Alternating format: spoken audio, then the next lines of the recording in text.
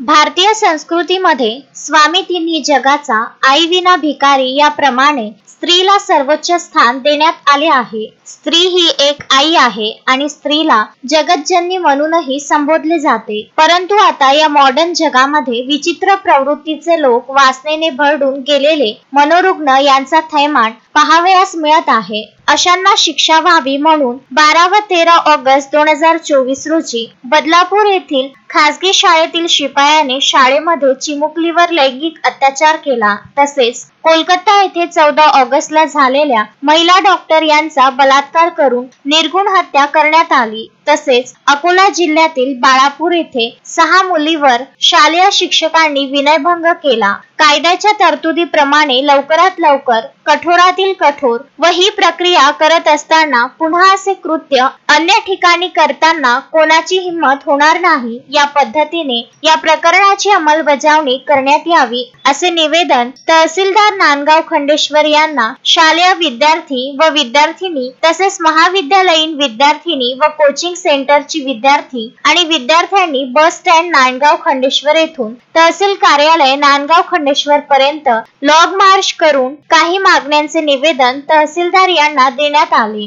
घटना होत आहे त्यासाठी आम्ही आज हे मोर्चा काढलेला आहे आणि आज हे मोर्चा काढलेला आम्हाला फक्त एवढंच पाहिजे, जे आरोपी आहे त्यांना कठोरच्या कठोर शिक्षा। मागण्यांमध्ये नांदगाव खंडेश्वर तालुक्यातील प्रत्येक शाळा व महाविद्यालय येथे दर महिन्याला पोलीस कर्मचारी मुलांशी संवाद साधतील व त्यांच्या तक्रारी जाणून घेतील। तालुक्यातील येणाऱ्या शाळा व महाविद्यालयात पोलीस तक्रार पेटी लावण्यात यावी। प्रत्येक शाळा कॉलेजमध्ये गर्ल्स कॉमन रूमची व्यवस्था करण्यात यावी। तालुक्यात दामिनी पथक सक्रिय करण्यात यावे। पोलिसांनी चालू केलेली मुक्त फ्री यात्रा योजनेमध्ये रात्री 10 ते 6 या वेळेमध्ये एकट्या महिलांना सुरक्षित पोहोचविण्यासाठी ही योजना सक्रियपणे राबविण्यात यावी। सर्व शाळा कॉलेज तसेच बस स्टॉप येथे टवाळखोरी करणाऱ्या पोरांचा बंदोबस्त करण्यात यावा, या आशयाचे निवेदन तहसीलदार नांदगाव खंडेश्वर यांना संपूर्ण विद्यार्थ्यांमध्ये देण्यात आले। त्याच्या अगोदर घडलेला गुन्हा असेल किंवा यमुना एक्सप्रेसवेवर घडलेला बलात्कार असेल किंवा 4 वर्षाच्या मुलीवर झालेला बलात्कार असेल, मी शाश्वत देऊ शकत नाही की आज याच्यानंतरही घटना घडणार नाही, याच्यानंतरही घटना घडतील। पण याला मेन जबाबदारी प्रशासकीय व्यवस्था, इथले जबाबदार असणारे काय तर नियम, कायद्याचा राज्यापेक्षा राज्यात राबवणारा कायदा मजबूत पाहिजे। कुठल्याही आरोपीला कठोर शिक्षा झाली पाहिजे। आम्ही आमची मानसिकताही समजून घेऊ, आम्ही आमची विचार प्रक्रियाही समजून घेऊ।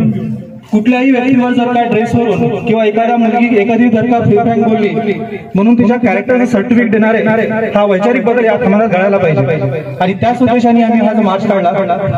हा मार्च ज्या मुलांनी आयोजित केला त्या मुलांचं नक्कीच अभिनंदन। पण मुलांच्या काही मागण्या आहेत, त्या मागण्यानुसार इथल्या प्रशासनानं किंवा इथल्या राजकीय व्यक्तींनी त्या गोष्टीचा फॉलोअप घेऊन आमच्या मुलांच्या किंवा मुलींच्या संरक्षणाची जबाबदारी घ्यायला पाहिजे।